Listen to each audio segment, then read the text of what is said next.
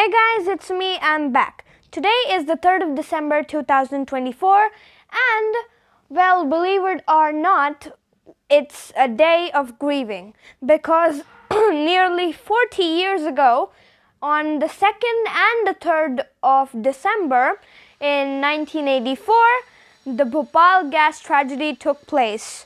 So let us look at some details of this tragedy, this destructive event. Let us grieve for the people who lost their lives and suffered from these events, and let us see what we can learn from it. The Bhopal gas tragedy. It occurred on the 2nd and the 3rd of December in 1984, and it has been, as of today, 40 years since this disaster took place. It was a very sad and a shocking day for all of India. The Bhopal gas tragedy is the worst industrial disaster and the biggest that the world has ever witnessed since its creation, alongside the Chernobyl disaster in Ukraine.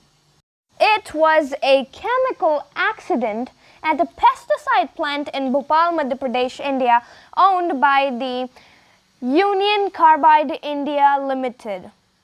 It was 45 tons of methyl isocyanate leaked from the E610 storage tank in the night and caused many deaths and sufferings that are still existing to this day. The CEO of the alleged company was Warren M. Anderson. He was charged with manslaughter by Indian authorities. Anderson, he flew into Bhopal, Madhya Pradesh. He got arrested but was granted bail, and he fled India to retire from the company just 2 years later in 1986 at the age of 65. And he died in 2014. The gas responsible for this horrifying disaster was methyl isocyanate. Methyl isocyanate is very toxic and an irritating compound. It is very hazardous to human health. It's used commonly in production of rubbers and adhesives. It has a very sharp and pungent odor, and it's a colorless liquid. And hear me when I say there is no known antidote to methyl isocyanate.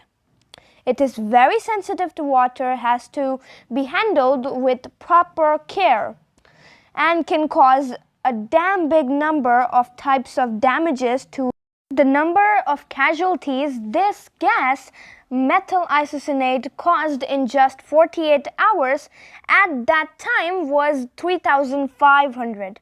And ever since the disaster, those who were injured and affected, the number of casualties rose to about 15,000 to 20,000. This is not a small number. But the justice that followed was not so convincing to the residents of Bhopal. 7 former employees of the company known as Union Carbide India Limited were convicted of causing death by negligence. Affected people in this disaster were very furious, sad, and angry when they came to know that the CEO of that company, Anderson, got away with everything. And to this day, people are demanding justice and more justice because of their grieving and suffering.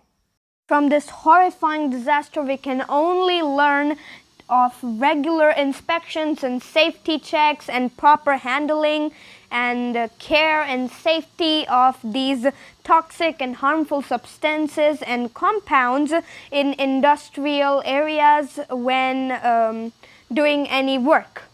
Thanks to the people who helped out the victims in those crucial 48 hours. And I just hope that the people who are still alive from that disaster at that time, like 40 years ago, if they are, I hope that they're doing okay. I hope that they're doing happy, and I hope they forget what happened, because it was very traumatizing.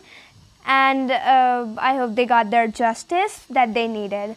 So we are at an end of this audio. I hope you have a nice day. Just be safe and try to learn something new every day. Bye.